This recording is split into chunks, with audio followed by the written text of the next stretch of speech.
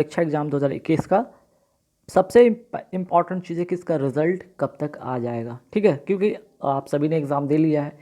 अब आप लोगों को सबसे इम्पॉर्टेंट चीज़ वो होगा दिमाग में कि भाई रिज़ल्ट कब तक आएगा, कट ऑफ क्या हो सकता है। पहला चीज़ कि रिज़ल्ट कब आएगा, दूसरा चीज़ कि कट ऑफ क्या रह सकता है। मेरिट लिस्ट में नाम आने के लिए, मेरिट लिस्ट में आपका नाम आने के लिए आपको कम से कम कितना मार्क्स आउट ऑफ 75 आने चाहिए, ठीक है। इंटरव्यू होगा तो कब होगा और कैसे होगा, इंटरव्यू में किस तरह के सवाल आ सकते हैं, काउंसलिंग में डीवी डॉक्यूमेंट वेरिफिकेशन के लिए क्या क्या डॉक्यूमेंट लेके जाने होंगे।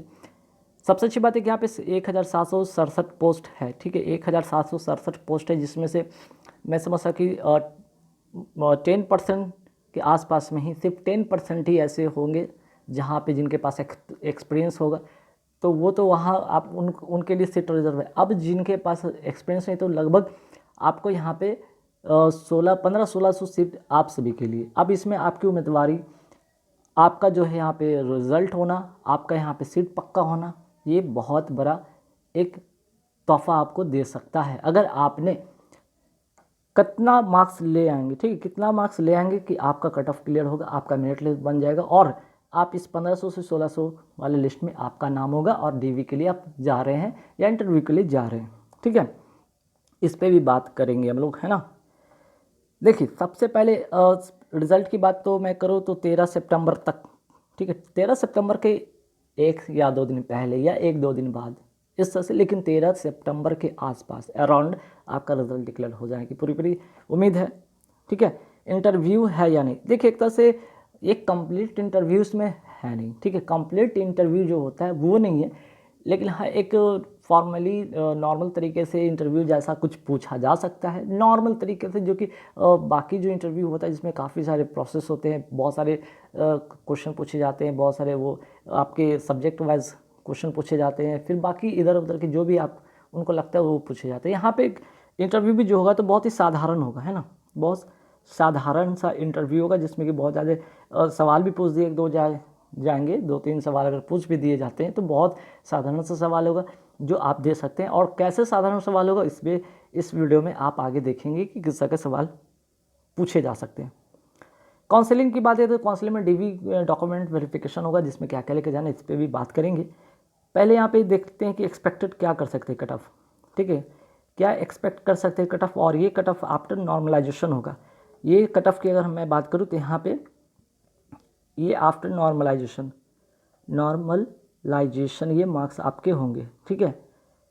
तो नॉर्मलाइजेशन मार्क्स के बाद जो है जनरल कैटेगरी का अगर मेल की बात कर ले तो मेल का 75 में, है ना, आउट ऑफ 75 में कितने मार्क्स लाने होंगे कि मेरिट में आपका नाम आ जाएगा। 62 से 63 आप रखेंगे, आपका मार्क्स आ रहा होगा, या इससे ज़्यादा है तो आप डेफिनेटली इसमें जाएंगे, या इतना रहेगा तो एक उम्मीद किया जा सकता है, एक चांस आपका हो सकता है। वहीं फीमेल कैटेगरी 57 से 58 अगर ला रहे हैं आप तो आप जा सकते हैं, आपका मेरिट में नाम हो सकता है ना। बीसी कैटेगरी की अगर बात करते हैं तो बीसी कैटेगरी में 60 से 61 वाले इसमें आप जा सकते हैं मेल कैटेगरी से। फीमेल कैटेगरी से 55 से 56 जा सकते हैं। ईडब्ल्यूएस वाले की अगर कट ऑफ की बात करें तो 59 से 60 के रेंज में यहाँ पे कट ऑफ अगर आपका मार्क्स आ रहा है, 59 से 60 मार्क्स आ रहा है तो आप हो सकता है मेरिट में आप हो सकते हैं। वहीं फीमेल कैटेगरी अगर आपका 54 या 55 या उससे ज़्यादा आ रहा है तो आप मान के चलिए कि आप मेरिट में आ रहे हैं ना। ईबीसी वाले 58 से 60 मेल कैटेगरी है तो आपका 58 से 60 नंबर है आपका, या इससे ज़्यादा है तो आप मेरिट में आप जा सकेंगे। वहीं यहाँ पे 54 से 55 फीमेल कैटेगरी ईबीसी या ईडब्ल्यूएस दोनों कैटेगरी की बात करें तो फीमेल अगर 54 से 55 या उससे ज़्यादा है तो आप मेरिट में आप दावा कर सकते हैं, मेरिट लिस्ट में आपका नाम का दावा हो सकता है। एससी कैटेगरी की बात करते हैं 54 से 55 मेल कैटेगरी का अगर आपका मार्क्स आ रहा है तो आप इसमें आप कट ऑफ क्लियर कर पाएंगे और आप मेरिट में हो सकते हैं। वहीं फीमेल कैटेगरी 49 से 50 या उससे ज़्यादा अगर आपका मार्क्स है तो आप मेरिट में आप जा सकेंगे। एसटी कैटेगरी 55 से 56 अगर आपका है तो आपका नाम मेरिट में हो सकता है, ठीक है। वहीं फीमेल कैटेगरी 50 से 51 एसटी कैटेगरी में तो आपका मेरिट में नाम हो सकता है आउट ऑफ 75। आगे बढ़ते हैं। चलिए रिजल्ट की बात तो हो गई, कट ऑफ की बात हो गई, काउंसलिंग की बात, इंटरव्यू की बात भी होगा अभी। काउंसलिंग में क्या क्या लेकर जाना है, काउंसलिंग में क्या क्या लेकर जाना है। देखिए आपको एडमिट कार्ड लेके जाना है। एडमिट कार्ड ध्यान रखिएगा, स्कूल मैट्रिक इंटर का एडमिट कार्ड नहीं, आपने जो आमीन का, ठीक है, आमीन का जो एग्ज़ाम दिया है उसका एडमिट कार्ड की बात किया जा रहा है, ठीक है। कास्ट सर्टिफिकेट आपके पास होना चाहिए, रेसिडेंशियल सर्टिफिकेट होना चाहिए, मीन्स कि आवासीय प्रमाण पत्र, जाति प्रमाण पत्र और आय प्रमाण पत्र, मीन्स कि इनकम सर्टिफिकेट होने चाहिए। मार्कशीट होने चाहिए मैट्रिक का, उसका सर्टिफिकेट भी होना चाहिए। इंटर का मार्कशीट और उसका सर्टिफिकेट होना चाहिए। रिजल्ट मार्कशीट किसका, आमीन का, जो रिजल्ट आपका आएगा उसका मार्कशीट लेके जाएंगे। कैरेक्टर सर्टिफिकेट स्कूल का हो या कॉलेज का हो, यहाँ पे चलेगा, ठीक है। स्कूल या कॉलेज का आपका सर्टिफिकेट कैरेक्टर में चलेगा, ठीक है। अगर आपका स्कूल का कैरेक्टर सर्टिफिकेट है या कॉलेज का कैरेक्टर सर्टिफिकेट है तो चलेगा। रिसेंटली आपने अगर मैट्रिक किया है, सिर्फ मैट्रिक लेवल पे आपने फॉर्म अप्लाई किया, मैट्रिक का कैरेक्टर होना चाहिए। इंटर लेवल पे अप्लाई किया, इंटर के का जो है कैरेक्टर वहाँ पे दिखाना होगा आपको, ठीक है। फ़ोटो कम से कम आप 4 रख लेंगे, है ना। और इन सभी का ओरिजिनल के साथ साथ मैं बता दूँ, इन सभी का ओरिजिनल प्लस यहाँ पे लिख देता हूँ फ़ोटो कॉपी करा कर लेके जाने, है ना। जीरोक्स आप कम से कम 2 रख लेंगे ओरिजिनल, और 2 फ़ोटो कॉपी सभी का, सभी डॉक्यूमेंट का, है ना। अब आइए कि भाई इंटरव्यू में क्या हो सकता है। इंटरव्यू में तो मैंने बताया कि एक सिंपल सा साधारण सा इंटरव्यू होगा, ठीक है। बहुत टफ इंटरव्यू नहीं होना है। आपको फॉर्मल ड्रेस पहन के जाना है, ठीक है, चाहे मेल हो या फीमेल हो। ऑल डॉक्यूमेंट जिसमें कि आपको मैंने बताया कि मैट्रिक इंटर और जो आपका कास्ट सर्टिफिकेट है, इनकम सर्टिफिकेट है, बाकी सब चीज़ें। अब आपको जो वहाँ पे बायोडाटा रिगार्डिंग इन्फॉर्मेशन आपसे पूछा जा सकता है इंटरव्यू में, है ना। जो भी आपने बायोडाटा में नाम पता भरा है, आपने कहाँ से मैट्रिक किया है, इंटर कहाँ से किया है, ठीक है, और वगैरह वगैरह सब चीज़ें पूछा जा सकता है, जिसमें नेम एड्रेस हो सकता है, एजुकेशनल क्वालिफिकेशन पूछा जा सकता है। सबसे इंपॉर्टेंट चीज़ होता है इसमें हॉबी आपसे पूछ दिया जा सकता है ना। एक छोटा सा सवाल, जिनके पास एक्सपीरियंस है आमीन क्या है, तो एक छोटा सा नॉर्म इन्फॉर्मेशन बेसिक आपको आने चाहिए कि सिंपल सा है कि भूखंड को एक निश्चित पैमाने का दो लोगों के बीच में, ठीक है, 2 लोगों के बीच सुलह जो प्रस्तुत करते हैं, और उसको आमीन कहा जाता है। और इसको अलग अलग नाम से भी जाना जा सकता है। आमीन को पटवारी भी कहा जा सकता है, अनुदेशक भी कहा जाता है, सर्वेयर भी कहा जाता है ना। इसकी अगर जॉब प्रोफाइल की बात करें तो क्या करना होता है, सर्वेक्षण और जांच का संचालन करना, विभिन्न संपत्तियों की जांच करना जो बिक्री या किराए पर है ना। आगामी सर्वेक्षण के लिए डॉक्यूमेंटेशन या रिपोर्ट तैयार करना, जटिल सर्वेक्षण प्रक्रियाओं को निष्पादित करना, किसी वस्तु, व्यक्ति या संपत्ति के बारे में अगर आवश्यक हो तो, ठीक है। इतना बात हो गया। अब इंटरव्यू में क्या सवाल पूछा जा सकता है।